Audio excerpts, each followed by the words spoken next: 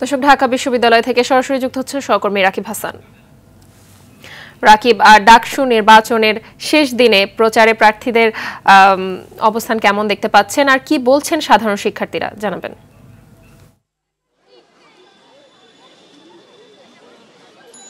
মাহবুবা, আজকে কিন্তু প্রচারের শেষ দিন। এখানে হল থেকে ক্যাম্পাস সব জায়গায় কিন্তু যে প্রার্থীরা রয়েছেন তারা কিন্তু তাদের ইস্তেহার, তাদের রিফ্লেক্ট নিয়ে যাচ্ছে। আসলে ভোটের যে বিষয়টা, তাদের ভোট দানে যদি যাকেই ভোট দেখ না কেন, প্রার্থীরা যদি ভোট কেন্দ্রে যায় সেই বিষয়টাই কিন্তু ভোটাররা যদি ভোট কেন্দ্রে যায় সেই বিষয়টা কিন্তু তুলে ধরছেন।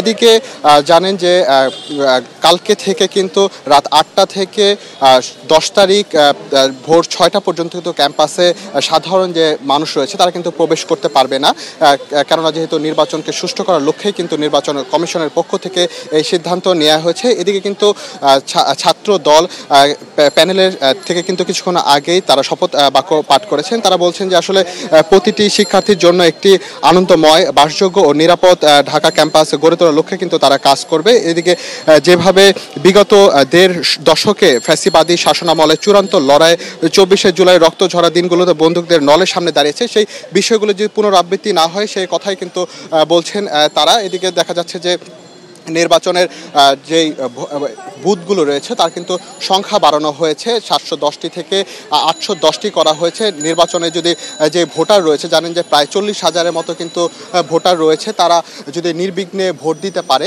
প্রত্যেকজনের 10 মিনিটের মতো করে সময় পাবে বলে জানিয়েছে নির্বাচন কমিশন। এবং জানেন যে 8টা থেকে 4টা পর্যন্ত চলবে ভোট গ্রহণ। তো এরপরও যদি কোনো ভোটার লাইনে থাকে তাদের কিন্তু ভোট নেওয়া হবে। তো ডাকসুর নির্বাচন নিয়ে এই ছিল আমার কাছে সর্বশেষ তথ্য। মাহবুবা, ধন্যবাদ আপনাকে।